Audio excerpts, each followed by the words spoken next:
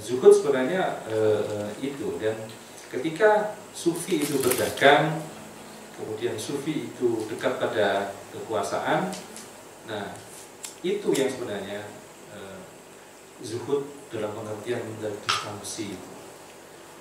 Dan dampaknya kalau kita lihat, jangan lupa subscribe, like, and comment.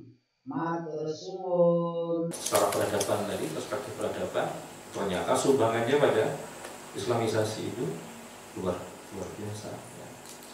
Nah ini kalau kita melihat itu dari perspektif apa yang kemudian saya sebut sebagai peradaban rohani itu. Dan rohani yang tadi tidak meninggalkan ya sebenarnya aspek-aspek duniawi, tetapi itu menjaga distansi itu.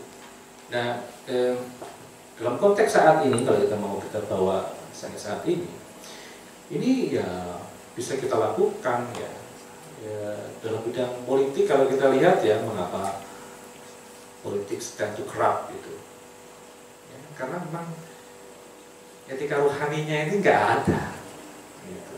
Nggak ada etika rohaninya itu. Nah kalau etika rohani ini menjadi masuk ya, mensubstansiasi ekonomi, mensubstansiasi politik ya, dan lain-lain itu ya saya kira menjadi lebih balance dan lebih berkeindahan ya, berkebaikan, nah gitu lah ya. Karena apa? Karena sebenarnya jati diri manusia itu kan juga dua, tapi bukan berarti kemudian dualistik ya, kita pada akhirnya satu antara unsur tanah dan ruh ilahi itu ya. Jadi antara sekularitas dan spiritualitas itu satu kesatuan untuk menjadi energi yang bisa berjalan dahsyat itu, yang malaikat pun tidak mampu itu, karena malaikat hanya spiritualitas dan mempunyai sekularitas. Manusia punya sekularitas itu.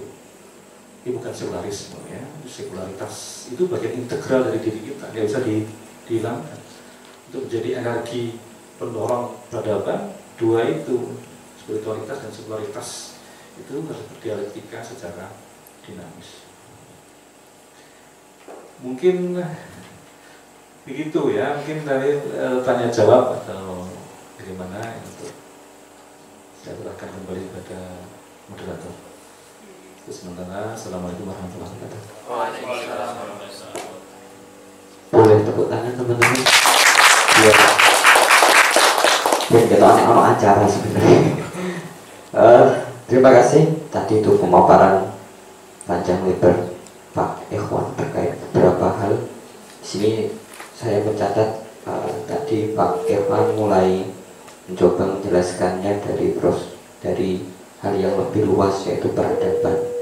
Bagaimana hari ini peradaban kita ada peradaban yang superior dan inferior, dan kita sebagai bangsa Timur seakan-akan merasa inferior terhadap bangsa peradaban yang lebih luas. Kemudian masuk ke konteks bagaimana peradaban itu dibangun di Aceh. Tadi sudah dijelaskan ajaran-ajaran Edi Hamzah Mansuri, kemudian Aramiri dan Hamzah Mansuri berkaitan dengan kitab yang kebetulan kita kaji pada pagi hari bersama Pak Jadul, kitab siapa? Syarobul Asiki. Ini kitab yang kita kaji dan kebetulan pas temanya tadi yang dijelaskan Pak Irfan dengan kajian tadi pagi terkait dengan bagaimana penjelasan antara samudra dan buih. Kalau Pak Jadul pakai kata-katanya buih, jadi Pak Irfan menggunakan uap. Bagaimana hubungan antara Tuhan dan manusia itu, antara ya samudra dan buih.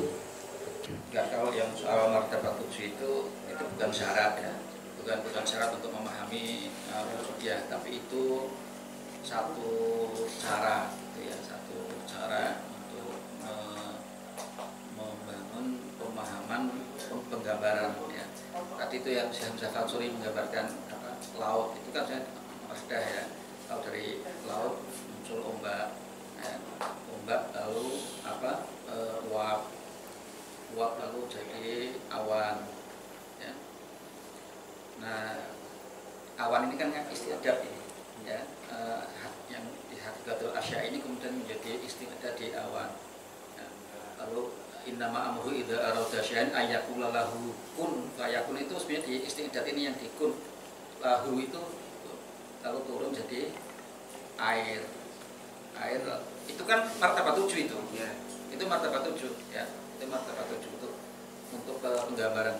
Nah itu artinya cara untuk memahami wahdatul wujud dengan martabat 7 itu bisa lebih ya, bisa lebih imajinasi ya, bisa lah ya, lebih bisa produktif ya, dan mungkin bisa lebih detail memahami apa diri kita kaitannya dengan Tuhan, atau juga lebih apa punya nuansa ya untuk pengembangan dalam memahami hakikat ya. Jadi ilmu tentang zat Tuhan keterkaitannya dengan makhluk. Tapi kalau zat Tuhan dengan dirinya sendiri udah enggak usah direbutan keno kinoyo ngopo ya.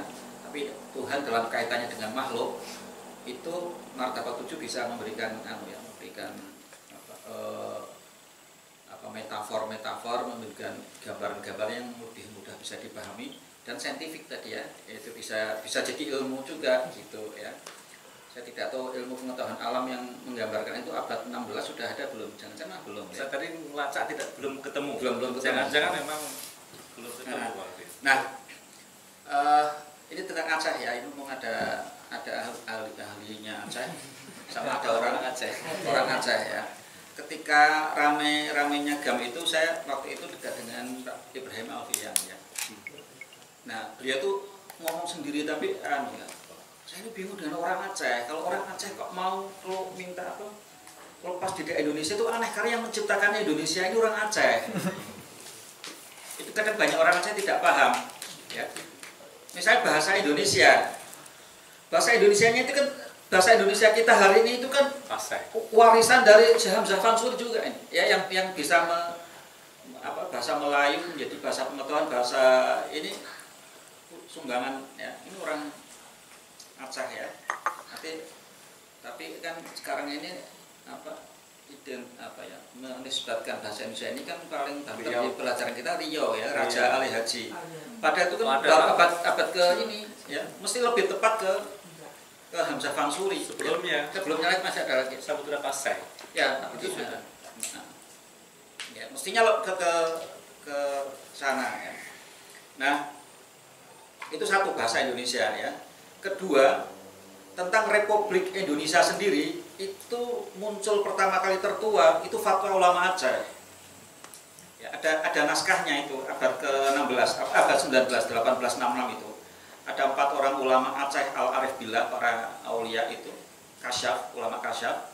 Itu mereka punya semacam fatwa, tapi kayaknya tuh kasyaf itu disebut itu kasyaf ya.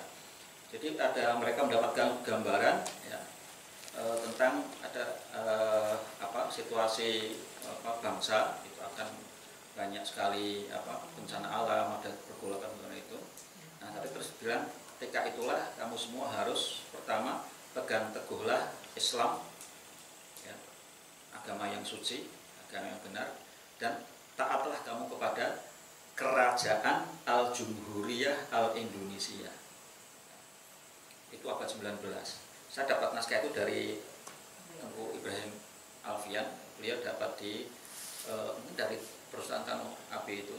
Kalau dia diterasi di salah satu bukunya ya. Nah, lalu pesan 4 ulama Aceh itu mengatakan nanti kalau muncul kerajaan Republik Indonesia ini, kamu harus taatlah kepada kerajaan Republik Indonesia itu. Enggak boleh lagi ada kerajaan dalam kerajaan, enggak boleh lagi ada negeri dalam negeri, enggak boleh lagi ada konun dalam konun ya. Semua harus taat kepada konun Kerajaan Al-Jumhuriyah Al-Indonesia. Siapa yang menolak ini itu hukumnya bubar. wajib diperangi. Itu fatwa abad 19 ulama Aceh. Ini hari terjadi sebetulnya ya. Ini banyak orang yang menolak. Jadi ini paket antara agama Ahlus Sunnah wal Jamaah sama Republik Indonesia itu satu kesatuan itu. Nah, menarik bahwa fatwa itu juga kemudian diamini oleh Kesultanan Aceh. Ada naskah lagi kira-kira 5 tahun berikutnya, 1870-an. Itu Sultan Aceh, saya lupa siapa namanya. Nanti kapan kalau pas kita bicara risalah Ahlus Sunnah Jamaah Hasyim Asy'ari, saya nanti teks Acehnya itu nanti saya bagi. Itu Sultan Aceh itu menulis surat sebelum perang Belanda, kira berapa bulan sebelum perang Belanda, itu Sultan Aceh itu menulis surat begini kepada kaum muslimat di Aceh khususiyatan dan kepada muslimat di Jumhuriyah Indonesia umumiyatan. Saya menarik loh. Pada saat itu Sultan Aceh, Kerajaan Aceh menempatkan diri menjadi bagian dari Republik Indonesia yang belum ada secara dohir. Tapi fil batin kan berarti udah ada. Jadi ini soal batinnya di hati udah ada ya. Jadi itu fatwa ulama kasyaf. Jadi kemudian Kerajaan Aceh pada saat itu setelah adanya fatwa itu lalu mentaatinya dan lalu menempatkan diri sebagai bagian dari Republik Indonesia, dan itu ditaati oleh kerajaan-kerajaan lain, termasuk nanti di Jogja Sultan Hamengkubuwono ke-9. Kenapa beliau itu memperjuangkan Republik Indonesia, dan begitu ketika Republik Indonesia berdiri beliau langsung menyatakan bergabung karena itu bagian dari fatwa para ulama itu ya. Jadi itu sudah menjadi orientasi semua kerajaan-kerajaan di Nusantara itu menyatukan diri kepada Kerajaan Jumhuriyah Indonesia. Nah, itu naskah itu juga ada salah satu nama yang saya ingat itu Tengku Cik, bacanya apa ya? Kutakarang. Kalau pakai lidah saya Kutakarang. Apa? Kutakrung. Saya masih penasaran beliau ini siapa, karena beliau nanti banyak menulis salah satu yang menyambungkan secara selamat untuk konteks kalau kelahiran ini itu beliau itu. Ini ulama abad 19. Ya. Nah, beliau ini siapa dan kemudian apakah ada keturunannya yang sampai hari ini siapa gitu. Itu salah satu ini kadang memang pertanyaan kayak beliau Tengku Ibrahim Alfian aja bertanya-tanya kenapa ada keterputusan sejarah sedemikian rupa, orang aja nggak menyadari bahwa Republik Indonesia ini itu adalah ciptaan gitu ya, ciptaan ulama-ulama Aceh ya. Bahkan di naskah yang lain juga sudah ada ulama lain yang mengatakan bukan meramal ya, tapi mengatakan nanti kelahiran Republik Indonesia itu tapi di situ naskahnya pakai huruf pakai tahun Hijriah ya. Dikonversi memang ketemunya 17 Agustus 1945 hari Jumat. Itu ada di naskah Aceh ya. Dan itu yang antara yang nulis yang itu Tengku Kutakrung ya, Kutakrung.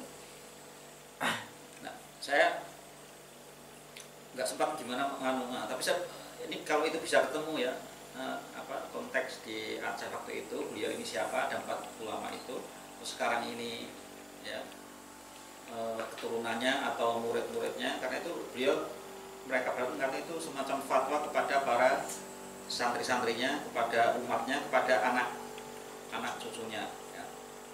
Nah, pernah satu saat ada sarasian di Sleman, saya sampaikan itu ada orang tua langsung dijari, dia bilang gini, Pak, itu tadi itu adalah baiat di tarekat kami yang taatlah kepada Islam Ahlus Sunnah Jamaah dan Republik Indonesia. Jadi yang sebetulnya tadi itu menjadi baiat di tarekat. Selesai acara itu saya cari menghilangkan bergantung lagi, saya mau tanya ini tarekat mana gitu. Itu bukan orang gaib, itu orang dohir. Kalau saya nggak bisa lihat, cuman karena ini aja sih rame orang, saya ada tanya-tanya terus mana tadi bapak itu, saya mau sudah pulang, bukan mau bilang. Tapi saya percaya itu menjadi baik atau rekor karena kan kemudian setelah itu yang memperjuangkan untuk di Republik Indonesia itu adalah para ulama-ulama Torekoh itu menyiapkan rakyatnya, kan itu sebetulnya ya yang benar tahapannya itu ya, menyiapkan rakyatnya, lalu wilayahnya itu adalah menggabungkan kerajaan-kerajaan, termasuk nanti resolusi jihadnya ya, Hadratus Syekh Hasan Asy'ari itu juga menurut saya bagian dari rangkaian yang panjang dari Aceh itu. Nah, cuman memang narasinya NU saya sendiri juga sebetulnya karena nggak bisa nggak bisa disalahkan juga ya. Hari Santri itu resolusi jihad itu kan mulainya baru 22 Oktober 45 ya, walaupun di Aceh seminggu sebelumnya itu sudah ada resolusi jihad ya, itu sudah disinggung itu. Saya juga baca naskahnya itu sama sebetulnya, konsiderannya terus isinya itu hampir mirip dan waktunya itu berdekatan ya. Tapi nggak apa-apa karena itu yang cuman kalau saya sering mengusulkan, saya sampaikan ke PBNU kalau Hari Santri itu narasinya diperluas ya, diperluas, dikebelakangkan sampai kemudian konteks Aceh, sehingga itu tadi itu melibatkan ya, melibatkan menyambung tadi itu ke Nusantaraan ya. Walaupun mungkin juga Nusantara ini memang problematis untuk konteks di Sumatera, karena Sumatera itu Sriwijaya. Kalau Nusantara itu Majapahit. Ini juga ada soal itu ya. Ada soal di situ. Nah, saya mengusulkannya Nusantara itu dimaknai Al-Jawi. Nah, kalau Jawi ya itu bisa nyambung ya, karena semua ulama Aceh, ulama sampai ke Patani, sampai ke orang Padang tidak mau itu. Jawi. Jawi itu namanya sapi ya. Oh gitu. Jawi itu. Ya, alam. Tapi ini penting. Itu yang di Aceh ya. Di Aceh lebih menyukai Al-Jawi ya. Syekh Abdul Rauf As-Singkili Al-Jawi ya. Syekh Hamzah Fansuri Al-Jawi. Syekh Abdul Rauf Syekh Nuruddin Arani itu enggak Jawi dia ya. Antara Aranir ya. Aranir itu di Syekh Yusuf Makassar juga Al-Jawi ya. Syekh Nawai Al-Bantan Al-Jawi itu Syekh Khatib Minangkabau kan juga Al-Jawi ya. Khatib Minangkabau juga Al-Jawi ya. Jadi ini rangkaian panjang antara kesatuan syariat dengan adat dengan budaya lokal, lalu yang dilahirkan adalah negara nasional ya. Jadi genealoginya panjang ya. Nah, itu agak panjang, tapi ya itulah begitu. Nah, kalau saya memang memilih untuk belum percaya dulu, tapi mendukung untuk ada penelitian lebih lanjut. Aman. Itu teman-teman tadi saya kira penjelasannya mungkin akan lebih dalam ketika kita membahas resolusi kitab Risalah Ahli Sunnahnya Kiai Hasyim Asy'ari. Mungkin itu akan bagaimana proses dari ilmunya para wali tadi sampai menyambung ke Indonesiaan, Republik Indonesia hari ini itu seperti apa. Tadi udah mulai ada pantikan-pantikan semacam itu dari mulai Aceh harus sebagai titik awal Islam Nusantara, kemudian menjadi sebuah imajinasi yang perlu pendalaman. Mungkin tadi ada ini perlunya kita ngaji poso ini adalah bagaimana membangun lagi atau mencoba otokritik lah terkait apa yang sudah berkembang, mencoba untuk, dan saya harapkan ini menjadi pantikan dari teman-teman terutama di daerahnya masing-masing untuk menggali. Tadi ada pantikan, ada pantulan yang sudah ada. Dari itu mungkin akhirnya harapannya dari ini ada giroh untuk mengkaji. Stay tune ya, dan jangan lupa like, comment, share, dan subscribe selalu kanal Pondok Kamu.